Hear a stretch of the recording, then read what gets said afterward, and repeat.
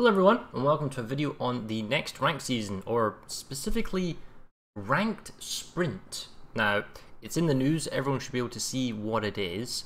It should be stated that this is not a normal ranked season. I'm sure everyone's already figured this out. This is sort of a short sprint, and the intention is not for the hardcore die-hard of World of Warships people like myself, who get ranked 1 every time and get all the juicy rewards and all the things that come with it. This is more of a lower tier, shorter condensed kind of event where it's designed not for new players, because the requirements, as we'll go into this, is a level 14 account and new players don't have level 14 accounts. It's more about the casual players, people who have a level 14, 15 account, that type of thing, and they want to play in a sort of shorter little burst of ranked. They can't afford to put in 100 games with a 75% win rate, or 200 games or 300 games that it gets with like around a 50% win rate to hit ranked 1. So they're sort of introducing the concept to more casual players to play at a more user-friendly kind of tier. So in this case, if we go in and check this out, the 10th season ended very recently, and we've already sprinting to share the news about the next season. Something completely new awaits you.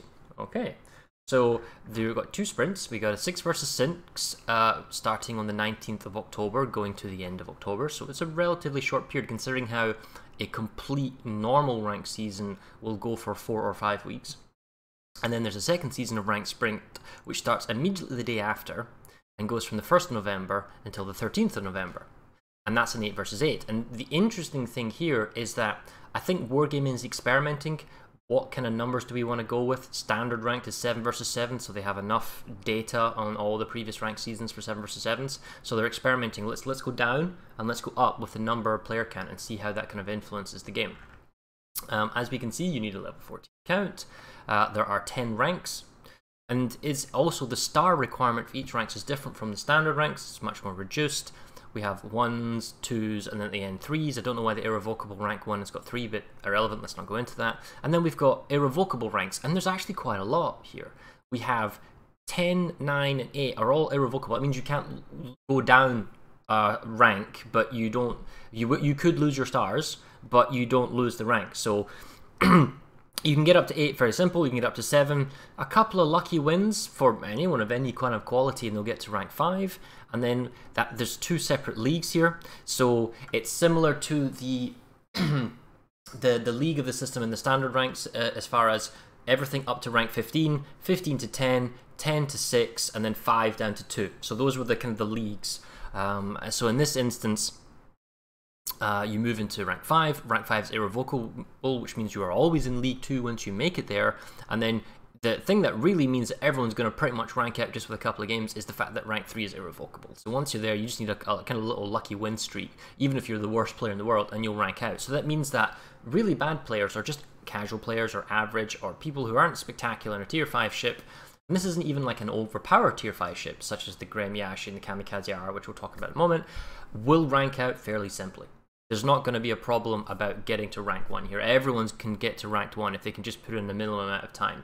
Diehards like myself will probably get there very quickly and may even get there undefeated. But that's not the point of this. This is to allow everyone to rank out so you don't stay there for too long. And then the other interesting real thing about this is the first time ever in any form of ranked that you get to division. And this truly shows kind of friendly casual gameplay, in the sense that it's not super competitive, not that ranked ever was, and you get to play with a friend. So now you will have divisions that are super try hard. You know, they'll division their strengths and they'll work together, and then having another person who's really powerful with you in your team means you're more likely to win, but you're going to rank out so fast. So you're not really going to have a huge influence per se in the meta, because I don't think a meta will establish itself, because everyone will just rank out so quickly. But it is fun. It means you can play with a friend, maybe a more casual person. You don't have to take it too seriously. You can take that one potato sucker that you've got who's kind of not so great, and you can kind of play together and have some fun and level up and go through. Or you can take your mate who has a Texas, which is the anti-air tier 5 battleship, along with your carrier, if you wanted to go down that route and just be super try hard.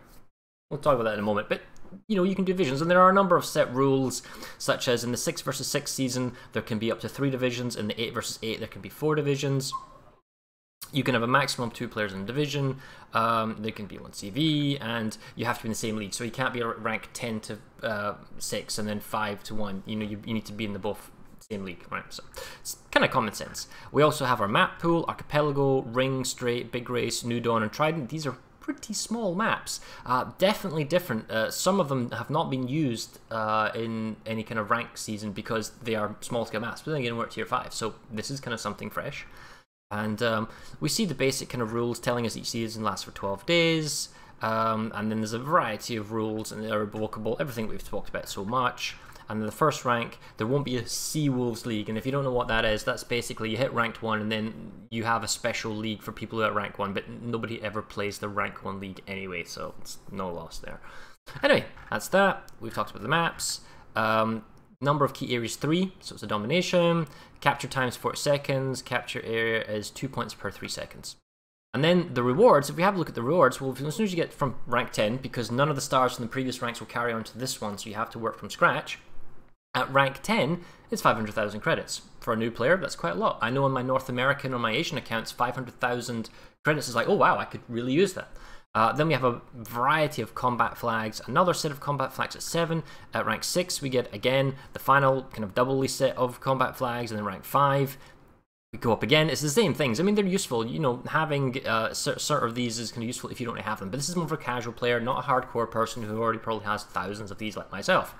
And the really interesting part is when you get to rank 3 into rank 2, oh yeah, we get some Hydras, and we get some Red Dragons, and we get 5,000 coal. Now, you might be saying, 5,000 coal? That's not a lot. Well, yeah, some people it's a lot, and some people it's not. Yes, I know a super container can give 15,000, but for 5,000 for reward, it's not bad, you know? So, yeah. Now, with that out of mind, that is the thing, what tier 5 ship should I use? Or rather, you might be saying, hang on a second, Fara, those rewards are pretty pathetic and pretty weak. Well, here's the mentality from Wargaming. I've already said it's for a casual thing, but here's the mentality that I'll actually read out for you, okay? So here's a quote from iEarlGrey to the other community contributors that he has, that they've allowed to make public, okay? For those of you who feel the rewards are too low for ranked sprint, iEarlGrey has discussed it internally, and the following points have been raised as to why the reward structure, that's all the signals you got and the little bit of coal at the end, is the way that it is. So, and here are the bullet points. The number and placement of irrevocable ranks. So in that particular instance, if I go back to the news, and we'll just show this, the number of irrevocable ranks here, there's a lot of them. Like, wait, that's right. There we go. As we see, there are a lot of irrevocable ranks. Now, if you're asking what are the irrevocable ranks on a normal rank season, 15's the last, then I believe there's one at 12, it shifts sometimes, there was one at 10, but then it changed, and that's it. 10 was the last irrevocable rank, and that can sometimes be at 12. So it's a long way to work your way down. But here you've got an irrevocable rank at 5 and at 3. So you might have a bad losing streak, but then all it takes is a very small winning streak, and then hey presto, you rank out. So the odds of you getting the rewards are very, very high from just playing.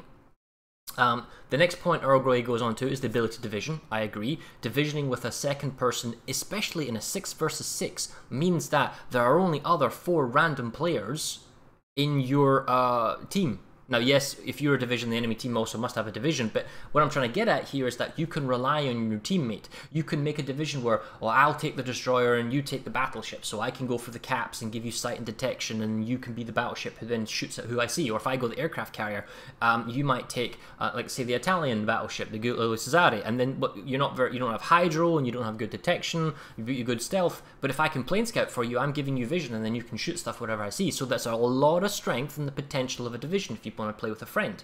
So as a result, the reward structure is a little bit less because everyone's expected to hit out and rank out. The tier 5 protected matchmaking is another issue. That's true, it's only tier 5, so everyone's at the same tier, but that's no different from any other rank season. The number of stars between ranks, that's another element. Well, if we look here on the right, we can see that it's 3 stars for a rank. And players who reach the first rank can unlock things. Players can unlock tier 5 ships. What I'm not entirely sure about is if you gain a star on a new rank up. So for example, when you go from rank 5 to 4, are you 4 and 0 or are you 4 and 1? I believe you are 4 and 1, which means it's already only 2 more wins and you're at rank 3. So that's not so bad. The highest score loser retains their star. I hate that system so much, but that's another thing from iEarlGrey saying. It means that if you do really, really well on the losing team, which unfortunately encourages people to play for the star, but then again, maybe since people rank it so quickly, that won't be necessary. It means you don't lose a star, and then you can you don't have to play, you don't lose a star, and then you have to replay another game to get that win, to get back where you were, and then to continue. Right, so that's kind of what we're getting at. The players receive a bonus star for each new rank acquired. Oh, there you go. Actually, it's stated by iEarlGrey right here. So yeah, so if I go from rank 5 to 4, I get a star, which means I don't need 4 and 3, I just need 4 and then 2 more wins. So if you're on a roll, and then let's say you get 2 more wins. So for example, I could be rank 5 and 1, and it's irrevocable. I get a maybe 2 win streak, I'm rank 4. Another 2 win streak, kind of back and forth, whatever, I'm rank 3. I can't lose rank 3. So once I'm rank 3, I need 4 wins, theoretically, and I'm at rank 1 again. Or, you know, it goes back and forth, so it's very easy to progress. And if you're rank 2 and 0 and you lose a star, then you go back down to 3 and 2. But then if you win a star, win a game, you don't go to 2 and 0. You gain, like, effectively 2 stars, and you jump back up to 2 and 1 again. So that's quite powerful, and that's why people are going to make a lot of progress fairly quickly, even with a 50% win rate. There's lots of mechanics to give you extra stars, or to help you not lose a star in a loss. And then lucrative tier 5 economy. I don't know what iEarlGrey means by the lucrative tier 5 economy. I'm guessing maybe the credits are pretty good then or something. Anyway, he then goes on to say, all of the above should see most players rank out in a very short space of time, with comparatively little effort when compared to the standard rank seasons. Which he is correct. He goes on to say, despite the service record 14 requirement, right, this mode will be far more accessible to most and will hopefully appeal to the most casual player base, which is what it's designed for. It is not designed or intended to attract and reward the hardcore dedicated player base, such as myself. It is also worth noting that despite the complaints of low rewards, on streams I've watched and comments and I've read, the overwhelming response is that they nearly all say they will be participating on the grounds of fun and getting to knock off the rust of some of their favourite tier 5s, which I totally agree with as well from iEarlGrey.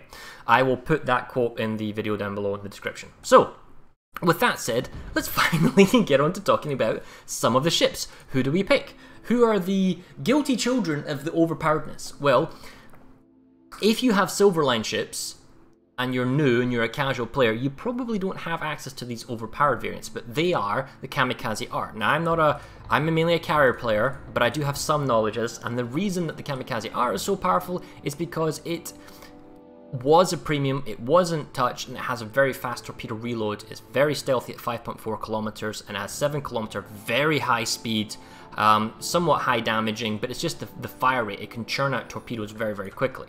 Now, the weakness of the Kamikaze R is like carriers and planes and spotting and all that type of stuff. Another powerful guilty culprit here is the Gremyashi. Gremyashi was unaffected by most of the destroyer changes and tweaks they've done over the years. It has, unlike other Russian destroyers, long-range 8-kilometer torpedoes. It's got very good gunfire, good maneuverability, and it's got really good concealment at 6.1, although its turrets don't shift very much. But you can put on this fancy Russian captains in Mansky to, help with that. There are a few other culprits. I wouldn't necessarily go with any of the Congos. I don't feel they're that powerful. The Octobia Revolution is pretty good. It's fine. There's no reason. Or the Guli Cesare, this is a powerful ship. And the fact is, there won't necessarily be a meta that establishes itself because people will rank it so quickly. I might play 10 games or less and I rank out if I was to play some sort of powerful ship. So there are a number of destroyers. Ultimately, this isn't super try-hard mode. Play whatever you find is fun. Play whatever you enjoy. Because you rank out inevitably. Division up with a teammate. Maybe kind of figure out some combinations of yourself. I mean, the Furataka is fun, for example, as a cruiser. Especially when using the twin mounts. It's a terrible camouflage. I'm using that just for the Captain XP. But you get what I'm trying to say. There are a variety of different kind of ships that you can go with. They have different kind of perks. Some have hydro. Now, if you do want to go down the carrier, which is probably why you're here, and we want to talk about carriers, specifically at tier 5, there is a big problem with carriers in the tier 4 and 5 bracket, and that is they cannot use alt attacks. And this has always been the case since Wargaming changed it. Now, I specifically asked Wargaming, will you please enable alt attacks on ranked sprint for the carriers? Because it's a quasi-competitive fun event, and they said, well, it's not competitive, and no, we're not going to change it. We're just going to keep it as it is.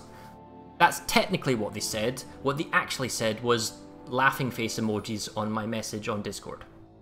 So that's a no. Anyway, the carrier. Zuiho or Bolg. Those are our two options. Well, you have a kind of a choice here, and there isn't really a wrong option per se, but without alt attacks, without alternate attacks, there are some key things to keep in mind here, even on an 11-point captain, alright? One is on the Zuiho, you have 2 torpedo bomber waves. That allows you to hammer an anvil drop. Because you are auto-dropping, you can attack from one side and attack from the other side, and even if the ship's quite maneuverable, you will probably hit them 1 or 2 torpedoes out of the group of 8. You're realistically looking just to flood the target. The issue here is you are not going to be killing the best players who play Destroyer. They're far too maneuverable. They would have to make a misplay for you to actually hit small, nimble Destroyers, and also the sort of maneuverable cruisers, for example, like the British Emerald. So, with that in mind, the dive bombers on the Zuiho are also pretty inaccurate, so they're not the greatest, and you only have a single fighter wave of 5 fighters. And then the other very, very crucial point is the capacity of the Zuiho is only 30 planes. That means you have 2 waves of everything, give or take a little bit of difference on the Zuiho. So you've got 1 wave of fighters, and then another wave, and then that's it, they're gone. It's not like how at tier 6 and 7 onwards you get 3 waves, and sometimes in the 9s and 10s you get 3.5 waves. That doesn't happen anymore. You get 2 waves and that's it. So it's very easy if you lose the first wave, like in the very first engagement, for the whole remainder of the battle, you only have 1 wave left of fighters or dive bombers or whatever. So that's why when it comes to bombing, the Zuiho is stronger because it can cross-drop with the torpedo bombers, and on a larger target like a large cruiser or a battleship, you know, a large hull shape, you can get fires and floods and you can bleed them out, and it's very, very effective. They can do a lot of damage. However, fighter strength-wise, you only have a single fighter. Against another Zuiho, it's not so much of a problem because there is only realistically 1 build on the Zuiho, which is 121, which is an upgrade from 112. You want to swap a dive bomber for a torpedo bomber, right? So that's what everyone goes for. The other issue is you have tier 6 fighters, you have tier 6 torpedo bombers, so it's pretty strong at tier 6, but only tier 5 dive bombers. Now, if you are just playing for fun, then go ahead and use the Zuiho. However, if you are going try hard, or if you're going to division with other teams and you wanted the most power, it is actually the Bolg that is strongest. And the reason for that is the Bolg also has 1 fighter wave. But it has a fighter wave of 6, and if you have, obviously, air supremacy, it becomes a wave of 7. There are no alt attacks, there are no alt strafes. It means the Bolg outpowers the Zuiho. If there's a fighter engagement and there is no AA, or even if you are over a friendly ship, chances are tier 5 ships don't really have that good at AA at all. Only like the Texas does and a few other select ships. You, as the group of 7, will decimate the group of 5. And you will wipe these planes out. And not only that, you'll probably wipe them out so quickly because the fighters for the Bolg are tier 5. That means the captain skill for an 11-point captain, which we'll go into here in a moment, dogfighting expert, is really powerful. Gives you an extra 10% damage for a tier differential. So because the Japanese are tier 6 and because the American is tier 5, once you actually click engage, there's no exit strafes. There's no exit strafes, there's no strafing into the target. That is it. The target is locked. And the American fighter will absolutely dominate and destroy the Japanese fighter. And at that point, he can then go on and click on the bomber. So as the Zuiho, you're looking to engage the enemy fighters of the Bolg, preferably in friendly AA if possible, and if not, as a sacrificial lamb to hold up his fighters while you go and bomb a target and try and make a difference in a 6 versus 8.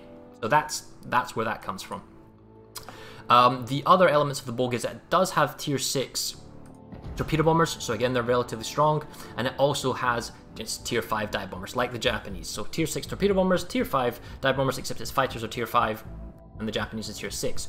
The very, very important element here to say is though that the Bolg only has a hangar capacity of 28, so you don't actually get 2 full waves like the Zuiho does. In this instance, you actually probably only get like a wave and a half.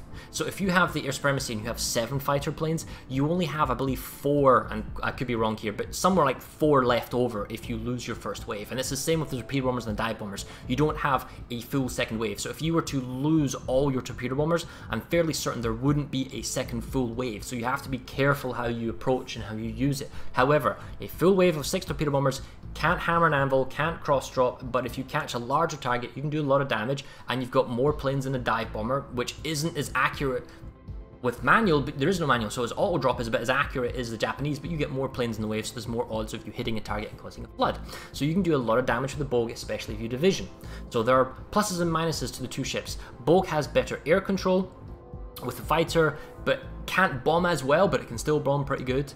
Even though they're auto drops, it depends on the quality of the player that you're dropping, because they can turn and avoid it because they know it's auto drops. And the Zuiho has a better chance of doing damage with the auto drops because it has multiple torpedo bomb waves. Anyway, that is the end of the carriers. In terms of captain builds, they are slightly different for the Zuiho and the Bogue.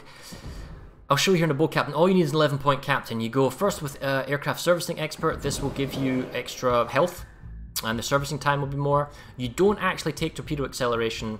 Well, I tell a lie. You know what you do. Now, normally at tier 6, 7, and 8, and even 9, with a single torpedo bomber squadron, I don't take torpedo acceleration. I go with something else, because you can drop very close with a single torpedo bomber wave. You're not chasing a target from behind and cross-dropping it. In this instance, I'd actually probably would take torpedo acceleration, because you're auto-dropping, you want the torpedoes to hit as quick as possible, because if you drop from that set distance, that you click on the target because you have to auto-drop and the torps go down, you don't want the torpedoes to be slow, which then allows the target to maneuver. You want them as fast as possible. So in tier 5, I would actually take torpedo acceleration. Yeah. And then on the 3rd point, to probably torpedo armament expertise to get the planes out as early as possible. You can argue AA, but the AA strength of the tier 5 ships are pretty weak, not going to do much. Air supremacy is a necessary thing. You need to get that stronger, more planes in the dive bomber wave, an extra fighter. And then the last point is definitely dogfighting expert, and that is your cookie cutter 11-point build. If you were tier 6 or higher, you might drop torpedo acceleration and you might take expert rear gunner. If you have extra points, I would probably put it into expert rear gunner, because the enemy cannot strafe. They have to click on your planes. So if you have expert rear gunner, you might be able to shrug off an enemy fighter wave, or maybe a capital fire. That's something along those lines. And then the concealment is okay at like 11.5. You don't need to take concealment expert, but if you do have a high point captain on the Bogue or Zuiho, you could take concealment. And the Japanese line is pretty much the same thing. Because you got 2 squads, you need to take torpedo acceleration, torpedo armament just to load them faster, air supremacy. Dogfighting only helps with extra ammunition. It's not going to help you with strafing, and it's not going to help you with the tier differential, because your fighters are tier 6. There's nothing at tier 7 or higher. You could take concealment or a few other elements, but your concealment is already 8.9 kilometers. You're pretty stealthy, so you might not need that. But that's a brief overview of the ranked sprint and the Zuiho and the Bogue. Now, the final thing is, who could you division with? What could you come together with? What could you do? Who could you play with? There are numerous ways in divisioning. It's for fun. Now, if I was playing Super CV, then I would probably play Bogue, and I'd find a player who's playing a Texas, and then the two of us I would make up for the Texas's weaknesses, and then I could rely on the Texas not to YOLO into the cap or die to torpedoes. I could spot for him, and he could do a lot of damage, and I could then supplement the Texas damage, and I could kill off wounded targets. Alternatively, if you don't want to play with carrier, then I think a good combination is you could also go with the tier 5 American destroyer. If you don't want the Texas, that works very well because it actually has a defensifier for tier 5, that's the Nicholas. Alternatively, you can go with the Kamikaze R, or you can go with the Gramiashi if you have the really fun, powerful overships. If not, pick whatever you want. Pick any tier 5 cruiser, pick any Silverline ship. It really doesn't matter, because everyone will rank out. Just have fun.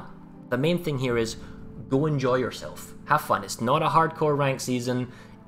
Don't get overstressed about it like I do. Just play chill and enjoy yourself. Anyway, thanks for watching, and I'll see you next time. Goodbye.